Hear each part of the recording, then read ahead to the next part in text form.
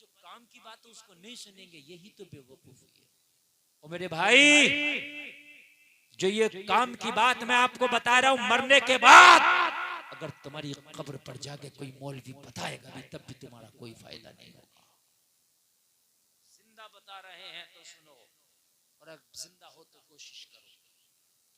अगर आपका वजू ठीक नहीं और आपने नमाज पढ़ी तो आपकी नमाज नहीं हुई।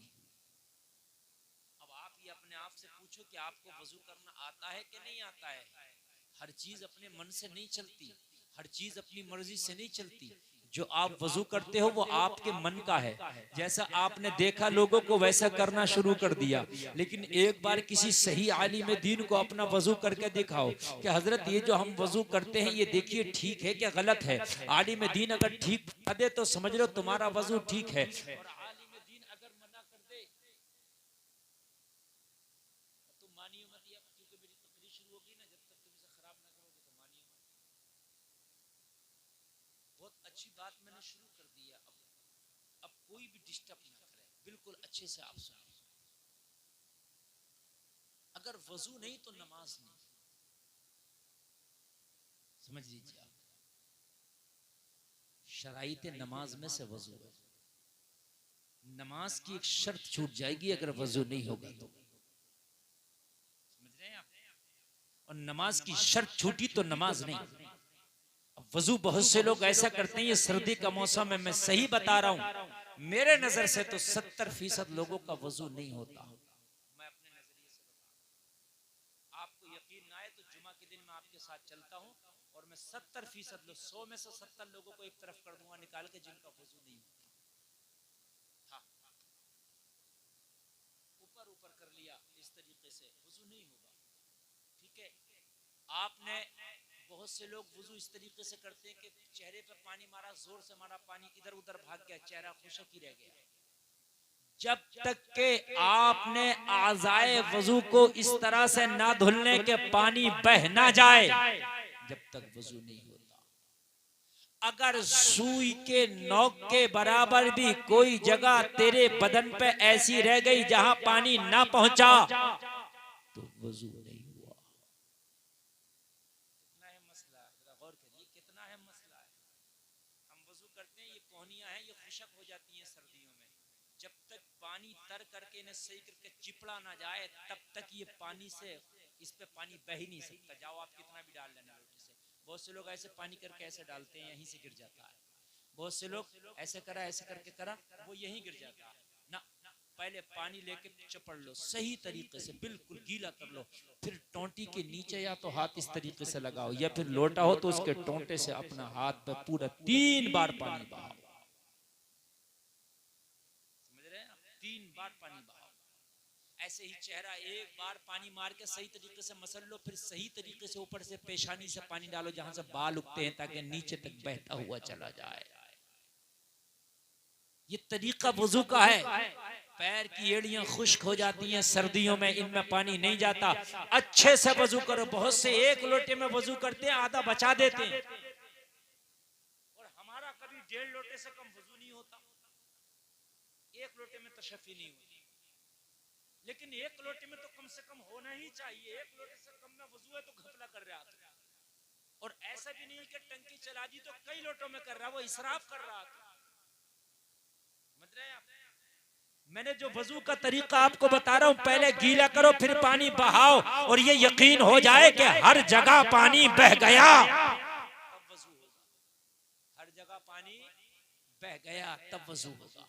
अगर नहीं बहा तो वजू नहीं होगा। याद रखो, अब वजू नहीं तो नमाज नहीं होगी, नमाज नहीं होगी तो नमाज में मजा नहीं आएगा। तुम नमाज पढ़ने के लिए खड़े जरूर होगे, लेकिन दिल तेरा नमाज में नहीं लगेगा। इसलिए नहीं लगेगा, जब नमाज हो ही नहीं रही है तो नमाज में मजा कैसे आएगा। कुरान तो कहता है, देखो कुरान ने क्या कहा, इन्नस सलाता तन्हा अनिल फहशाई वल मुनकर।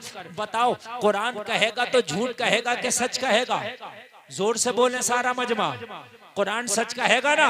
कुरान कहता है बेशक नमाज बेहयाई और बुरी बातों से रोक देती है। कुरान का ऐलान है नमाज पढ़ो, बेहयाई और बुरी बातों से रुक जाओगे। लेकिन देखने में क्या आता है, नमाज भी पढ़ रहा, झूठ भी बोल रहा, नमाज भी पढ़ रहा, चोरी भी कर रहा, नमाज भी पढ़ रहा, दगा भी दे रहा, नमाज भी पढ़ रहा, दलाली भी कर रहा, नमाज भी पढ़ रहा, लोगों को भी सता रहा, नमाज भी पढ़ रहा, हराम काम भी कर रहा, नमाज भी पढ़ रहा, सूद भी खा रहा, नमाज भी पढ़ रहा, शराब भी पी रहा। क्यों?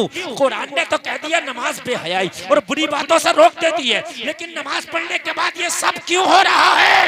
तो इसलिए हो रहा है, नमाज पढ़ रहा है मगर नमाज हो नहीं रही है।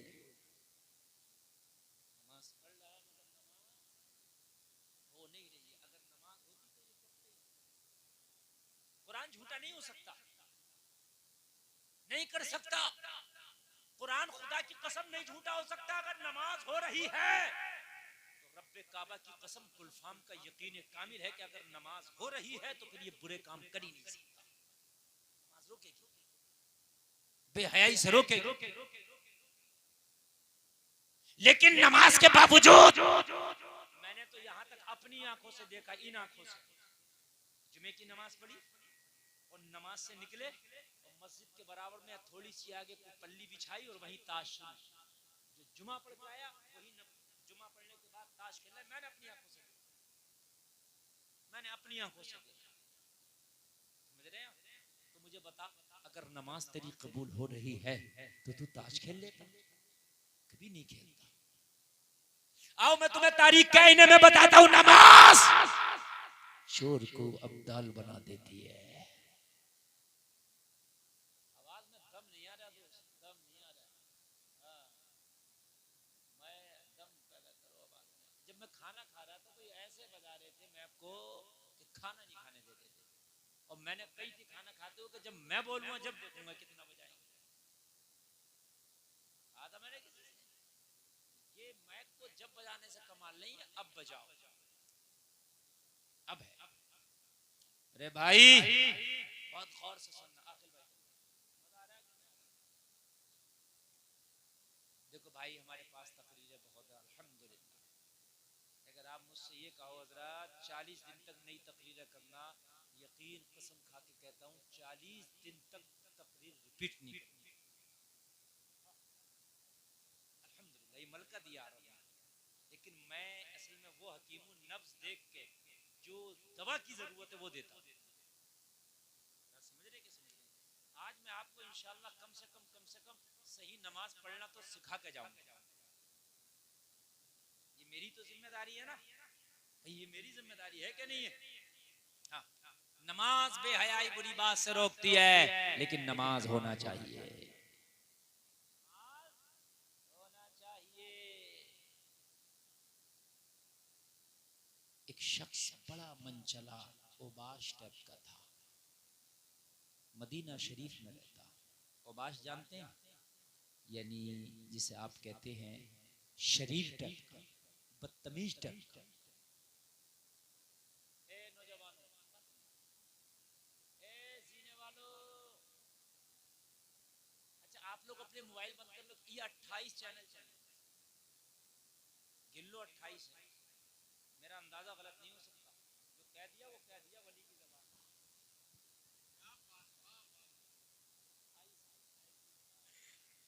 तो भाई 28 चैनल चलने, तुम्हारी इसकी क्या जरूरत? भाई मैं अल्लाह का वली नहीं हूं तो अपने बच्चों का तो वली हूं। उनका तो वली दूसरे लिखते। भाई मैं वो इतना नेक नहीं हूं कि अल्लाह का वली हो जाऊं, मगर वली उसको भी कहते हैं जो किसी का कफील हो, अपने बच्चों का वली।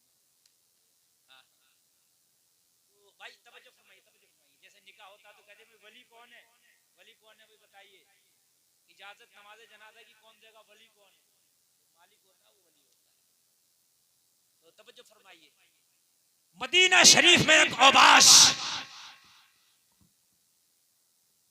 एक लड़की के पीछे उसकी निगाहों, अपनी निगाहों से उसका ताक़ुब करने लगा। लड़की बहुत शरीफ घराने की, नेक कनीज़े फातिमा, चादर लपेटे हुए वो निकली। लेकिन ये ओबाश और मनचला था, उसकी पीछा करने लगा, ताक़ुब करने लगा।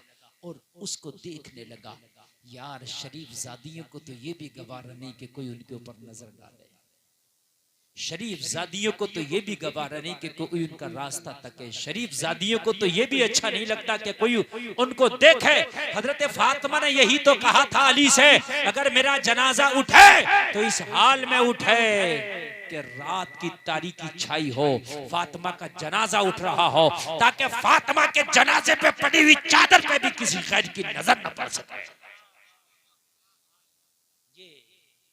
ये कनीज़ा ने फातिमा की आरज़ू है, समझ रहे हैं?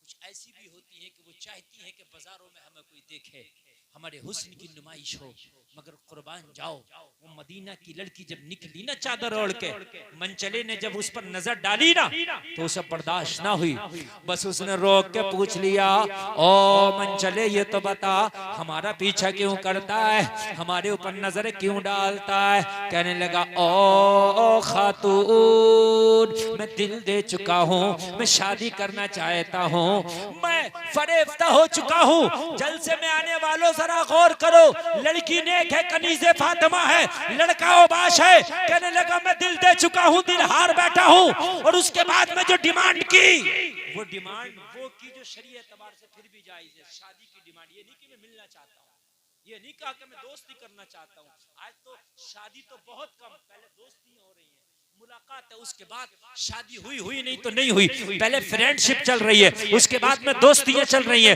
उसके बाद में मुलाकात है। मगर सुनो, ये कहने लगा मैं शादी करना चाहता हूँ, मगर शरीफ जादी को ये भी कहा गवारा हुआ, कहने लगी हमारे इतने बुरे दिन आ गए कि हमारे रिश्ते चलते रास्ते में कोई हमें भेजे,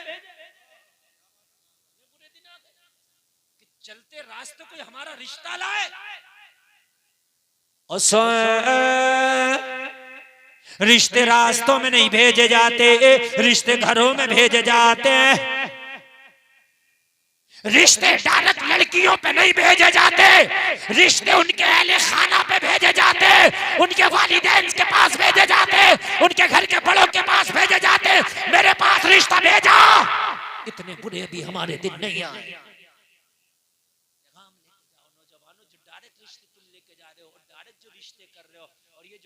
फैशन चल चुका है, लड़कियां भी कह रही हैं कि हम वहीं शादी करेंगे, ये कयामत की निशानी है। मेरे नबी का फरमान है, जब कयामत करीब आएगी तो कयामत की एक निशानी ये होगी कि दीवारों से गाने बजाने की आवाजें आएंगी। आज दीवारों से गाने बजाने की आवाजें आ रही हैं कि नहीं आ रही हैं? कहाँ आ रही है बताओ, किसकी दीवार से आ रही है? बताओ कहाँ है, बताओ, कोई बता सकता है? अच्छा मत में हंसने की बात नहीं, बात समझिए, कोई बता सकता आ रही है? देखो ऐसे आ रही है, मैं बताऊंगा, आपने सही कहा लेकिन शायद आप बता ना पाए, ऐसे आ रही है गाने बजाने की। अब जो सिस्टम चल रहा है, लाइट फिटिंग अंडरग्राउंड, पानी फिटिंग अंडरग्राउंड, ठीक, कनेक्शन एसी का अंडरग्राउंड, और स्पीकर का कनेक्शन भी अंडरग्राउंड, सब दीवारों में फिक्स चल रहा है, बात है कि नहीं है? एलसीडी लगी है अंडरग्राउंड, दीवार से आवाज आ रही है। अल्लाह के रसूल ने फरमाया था कयामत की एक निशानी है कि लोगों की जान अच्छाई बुराई की खबर देगी। ये मोबाइल जो है रखा ना हमारी पैंट की जेब में, यहाँ से घंटी बजी, ब्लूटूथ लगा है, मोबाइल को हाथ लगाने की भी जरूरत नहीं है, और जान ने अच्छाई बुराई की खबर दे दी कि वहां मैयत हो गई और वहां शादी। बोलो है कि नहीं? अल्लाह के रसूल ने फरमाया कयामत की एक निशानी होगी कि वक्त में बरकत नहीं रहेगी। यार अभी तो दिन निकला था, शाम हो गई, अभी तो यार जुमा गुजरा था, फिर जुमा आ गया। अरे जुमा तो छोड़ने मियां, जिनकी उम्र 70 साल की है वो आज ये कहते हैं, हमने सुने यार हमें ऐसा लगता है कि कल ही तो हम पैदा हुए थे और अपने गांव की गलियों में खेलते थे, यार आज बाल सफेद हो गए, बुढ़ापा आ गया। ये 70 साल का जमाना कैसे गुजर गया पता ना चल सका। हकीकत है लोगों, खत्म हो गई है वक्त की बरकत। नबी ने फरमाया था साल ऐसे गुजरेंगे महीनों की तरह, महीने गुजरेंगे हफ्तों की तरह, हफ्ते गुजरेंगे दिनों की तरह, दिन गुजरेंगे घंटों की तरह।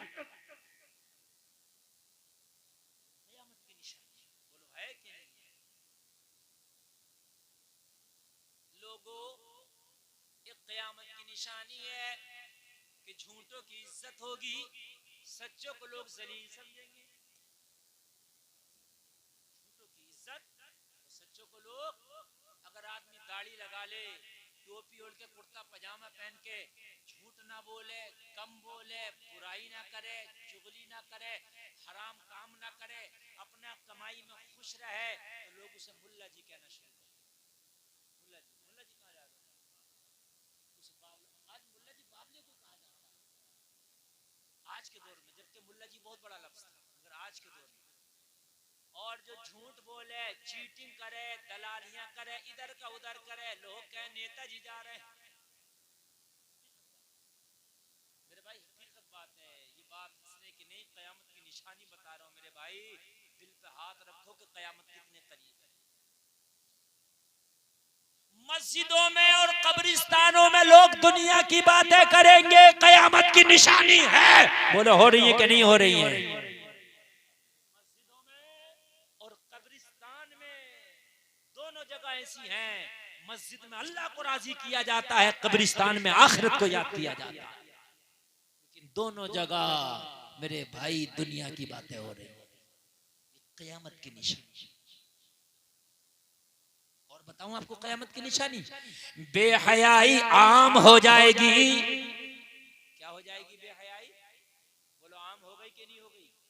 आज अगर आप बेहयाई को रोकना चाहो तो आपको लोग बेवकूफ कह रहे हैं। अरे अजीब बेवकूफ बात। एक जगह शादी में आदमी ने कहा औरतें अलग मर्द अलग हो जाओ, तो उसे मारने तैयार हो गए। सब बोले शादी खराब कर रहे हैं हमारी। सही बता रहे। अगर आज आप ये कहो कि भाई जो आज बेहयाई चल रही है इसे रोको, तो लोग आपको दीवाना कहेंगे, पागल कहेंगे। हकीकत बता रहा हूं मैं। निजामे मैकदा को जिस तरह बिगड़ा है साकी, उन्हीं को जाम मिलता है जिन्हें पीना नहीं आता। हालात बहुत खराब है, बहुत खराब। और कयामत की दो चार निशानियां सुन लो, तकरीर आगे बढ़ाओ। तुम्हें कुछ पता नहीं, तुम कह रहे हो हम तरक्की कर रहे हैं, आगे बढ़ के तरक्की नहीं, कयामत करीब आ गई, बहुत करीब आ गई, बहुत करीब आ गई मेरे भाई कयामत। अल्लाह के रसूल ने फरमाया था अरब की जमीन में खेतियां होंगी, और हो रही है खेती। अरब में खेतियां नहीं थी, अब हो रही है, अब हो रही है।